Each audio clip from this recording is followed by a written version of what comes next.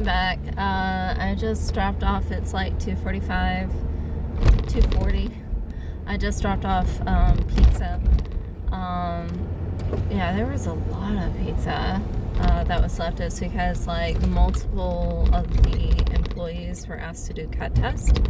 So I went ahead and took those pizzas because it's like, okay, basically they use the managers and they're like, all right, let's see if you can still do cut a pizza correctly, basically, according to the standards. And it's like, okay, this one's good, this one's good, this one's good, and they measure it. But yeah, I went ahead and took I think it was 6 pizzas over and talked to one of the guys. I think he's the guy who was in prison for a while, for a couple years, and he's trying to get his life back together.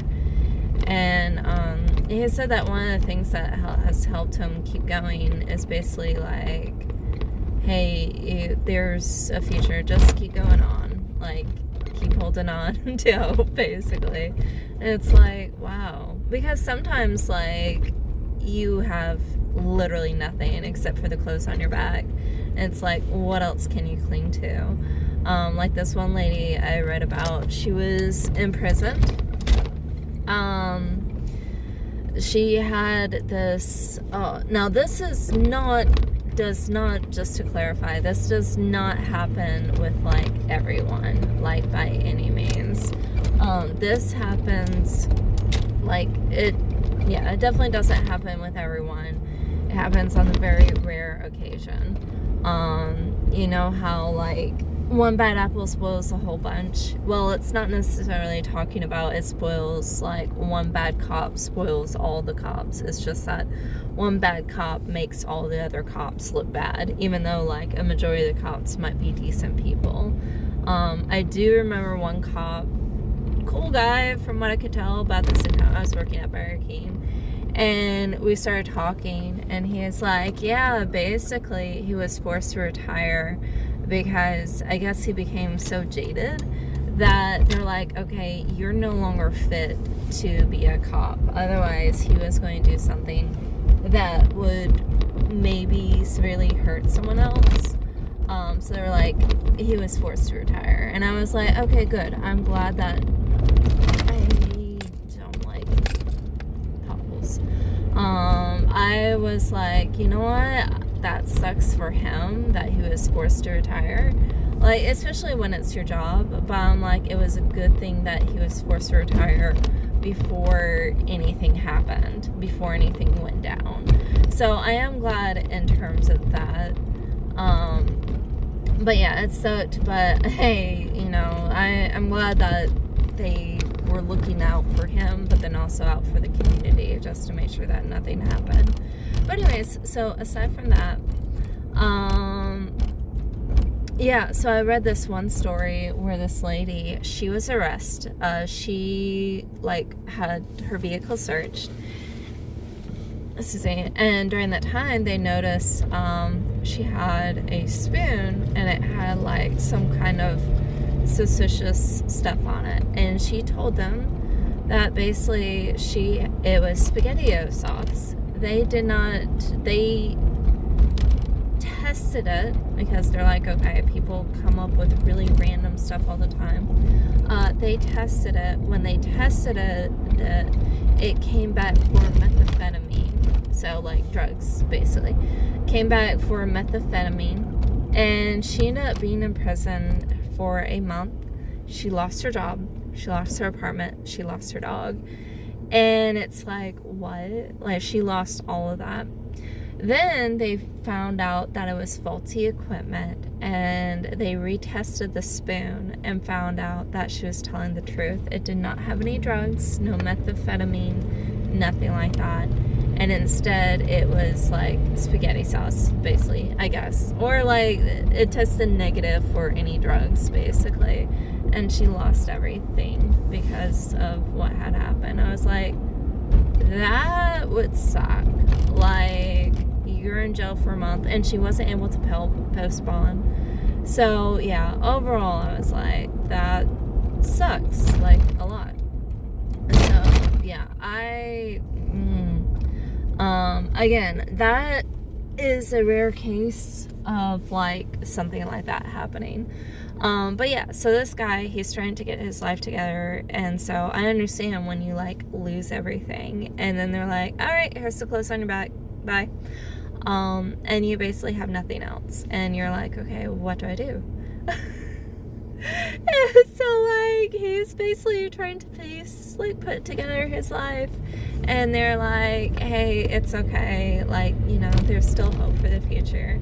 And it's like, how do you put your life back together when everything you had was taken away and you basically now have nothing? And society as at large, they view you as less than nothing.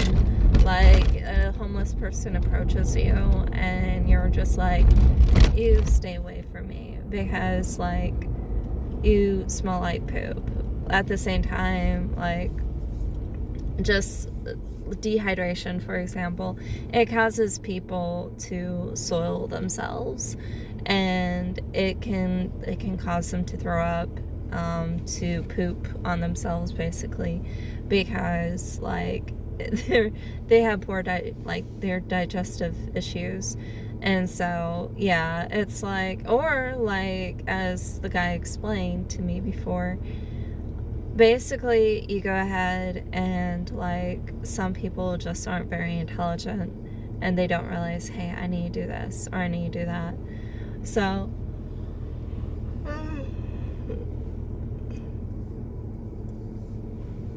yeah, my back. Okay. Overall, I thought it was very interesting. Yeah. I'm tempted to like go into Planet Fitness, get ready, and then fall asleep on the hydro bed. I love that thing. And then whenever they tell me, all right, you can't sleep here anymore, because the longest amount of time I can sleep on the hydro bed at one time is 2 hours. But like I still remember whenever I fell asleep on it before, the guy allowed me to sleep on it for 3 hours, and it was like 4:15 or something, and he's like, hey, you can't stay here anymore, like you need to wake up because there's someone else who uses that at 5. And so I think what he really was doing was that he didn't, I don't know if that's true or not, it may have been what he said, but I think it's basically like, we don't want people to come in and like complain that there's someone sleeping on it and they've been here for like hours. And like I get it, like you want to make sure that it's open for public use, and it's not like, oh, there's a homeless person, which, you know, I'm homeless, oh, there's a homeless person that's sleeping on here, like why are they here? And in my case, I'm just like, yeah, no, I get it. So yeah. Oh yeah, by the way, so yesterday, Thursday, there was actually a guy, so I was at the library just playing on my phone, and at one point, the guy next to me, so this was at the library in my car, the guy next to me, like, started talking to me, and was like, do you need anything? I was like, no, I'm good, I live in my car, like, I'll be honest, I do live in my car, but, like, I have a job, and I sleep in my car. So from what I understand, it's not as hospitable in some other states. So, like, the last state that I lived in, for example, like, they're a little bit more hospitable, but from what I understand, like, some states are not going to be as hospitable. Especially, like, you know, the story I told you where basically, what was it? It was a town official was like, nope, I don't want to give you the permits for this thing. You can only have 60 people on only Sunday morning. And it's like, but it's multiple churches and denominations using that church throughout the week, not just one church. It's like, I think 3 other denominations. One's Catholic, one has a Baptist background, and I forget what the other one is. And it's like, so wait a minute, but it's 3, and like they use it on different days of the week, which I think is great. Like, that's actually what, so I would still remember, up in Ohio, I've visited this church one time, or a few times, because my dad basically grew up in the church. Well, not necessarily in the building itself, but with that church denomination. So he grew up in that particular church denomination, and whenever he did that, the church, was it the church? The church eventually, I guess, moved into this other building, and I don't know the history of why or anything like that, but at one point he went ahead and what happened? They started using this church building. Well, the church, I forget what it was. It may have been Methodist or Presbyterian or something like that. They met like Sunday afternoon or Sunday night or something, and they allowed the Assemblies of God Church to use it Sunday morning. Or it might have been vice versa. Like the other service used it like Sunday morning, and then Assemblies of God used it like Sunday afternoon. I thought it was really cool and interesting, because it's like, okay, you're not even of, one sec, the same denomination, but you can go ahead. I hate that note. It's right there. You're not even of the same denomination, but, and now my car is acting funny. It's like vibrating. I think it got my wheels out of alignment, and so now I'm going up faster speed, and yeah. Okay. So anyways, yeah, he went ahead and he did that, and yeah, I think they eventually purchased the building from the other church because the other church couldn't afford it anymore, and they realized that the Assemblies of God Church could. So overall, like, I was like, okay. And then yeah, with the church that I called, it was basically like they have at least 3 different denominations using that church building, just the church building. So overall, like, I thought it was really cool, just to hear. Sucky that you have a lady who's like, no, you can't do that. I want someone to like crack my back or something, like literally. So, oh, by the way, speaking of like, so this one lady, she's like a few years, like 10 years younger than I am or so, or 12, something like that. But anyways, she's the one who's like, yeah, my trauma is not being allowed to go out on weekends. I'm like, ma'am, my trauma is I wasn't allowed to go out at all. What are you talking about? I went to church, that was it, and I had to always ride with my mom until I was 16. Then I could stay home alone at 16. So I'm like, oh, what trauma are you talking about? I was never allowed out. So anyways, she introduced me to the phrase, he's going to crack my back or something, and that's basically slang for he's going to have sex with me. Or like, I guess where the sex is wild, maybe. Because, you know, I guess sometimes whenever sex is wild, it ends up cracking your back or something. So, yeah, I wanted to introduce you to new slang where it's like crack the back. So, yeah, fun stuff. Yippee.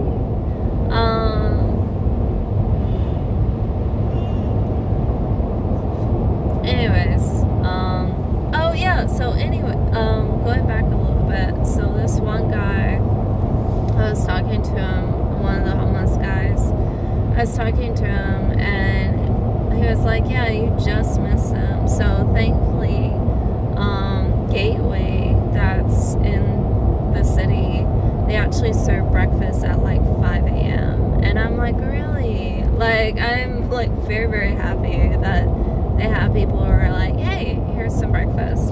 So yeah, I'm very happy for that they are like, hey, here's some breakfast.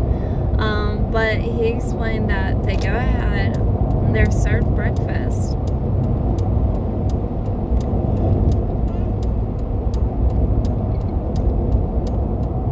So So they're served breakfast, and then after breakfast, oh yes, crack that foot. Yeah, so they're served breakfast at like 5 a.m. And explain, like, the area that I found that a lot of homeless people are down at the police, or just down the street from the police station. It's called West Street, W-E-S-T. But yeah, that's where I found a lot of people. Well, because of the summer months, like, it's so warm, homeless people aren't there as often. And I was like, okay, maybe something's like, maybe they're just roaming around or something. Turns out that they go down to the local bus station, like the main bus station that's there, where the subway also, or the train, not the subway, where the train also is at. And they go down there because it's close by Gateway in order to get breakfast. So I was like, really? And I was like, I'll go ahead, like, next time, I'll just go ahead and I'll give them, like, maybe the people that are just down the street from the police station, like, maybe a couple boxes, like 2 boxes, because this time there were only like 2 homeless people there. And it's like, all the other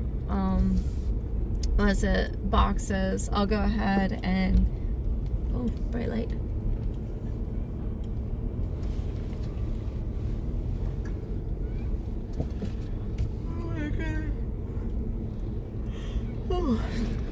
Okay, I was like, maybe all the other boxes I can go ahead and deliver to the train station, and then that way, I can deliver all those to the train station, and then everything else, like 2 of them downtown by the police station, and all the other to the train station, and then that way, like, they can go ahead and enjoy as much pizza as possible, because I had 6 pizzas. 6. And also by the train station, or yeah, there's like, I think the last time I went there, I saw like maybe half a dozen, maybe a dozen homeless people. So this way it, like, oh man, I can use up a lot of those pizzas. So, oh my goodness. Anyways, I'll talk to you later. I'm gonna go inside and talk to them and be like, hey, how long can I sleep here? Especially since it's the weekend. Like, Saturdays are different, and what I really am excited to do, I'm like stuck on the emotion of, like, you know what, as soon as I get ready, I'll just go right to bed. So I'm motivated to, like, change clothes and brush my teeth. So yeah, and then put stuff on, and I want to ask him if I could and he asked them until what time can I stay and sleep here, and then that way I can sleep for as long as possible. So yeah, anyways, I'll talk to you later. Hope you have a great day. You know what, my hair grows really fast. Like, really fast. I think it was pretty much mostly blonde before, and then now it's like growing out. My hair grows really fast.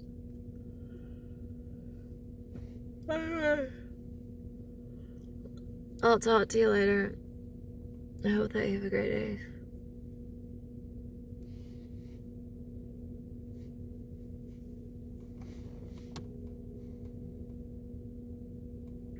Yeah, let me know if there's anything else you want to talk about. Oh, by the way, I will be waking up probably about 9:30, 10, because a friend of mine asked me if I could take her to work. And she has work at 11 a.m. Okay. Yeah, she has work at 11 a.m. over at the mall. So I was like, sure, I can do that. So I'm going to be taking over to her to work. And then, oh my goodness. And then I have another friend who's going to call me around 1, and we're going to talk for a little while. We were supposed to talk last night, but what ended up happening is that she was bitten by a cat. The cat was not like trying to be aggressive, but trying to give her a love bite. and it punctured, whenever the cat gave her a love bite, it punctured the skin. So she's like, so now she's having rabies shots. I'm like, oh my goodness. So now she has to have like 4 rabies shots. And so she was at the ER last night in order to get her rabies shot. And then what ended up happening, she's like, hey, she sent me a message and she's like, hey, so just to give you a heads up, I don't know what time I'll be off, but basically, like, I'm here at the ER. I don't know what time. I don't think I'll be done by 7, which is when I told her, like, hey, I can talk until about 7 because I have work at 8. And she's like, I don't think I'll be done before then. So we'll talk Saturday. I was like, sounds good. So, yeah, I'll be talking to her around 1 or so. So, and that I can do pretty much almost anywhere. And then I have work at 5, but I'm hoping to be at work by 4 because sometimes they're like, hey, can somebody come in? So, yeah. And my feet. Oh. So, yeah, my feet are tired. Oh, yeah. I'm massaging them now. But I'll talk to you later. I hope you have a great day. Let me know if there's anything else you want to talk about. And I'll respond sometime tomorrow. So yeah, talk to you later. Bye.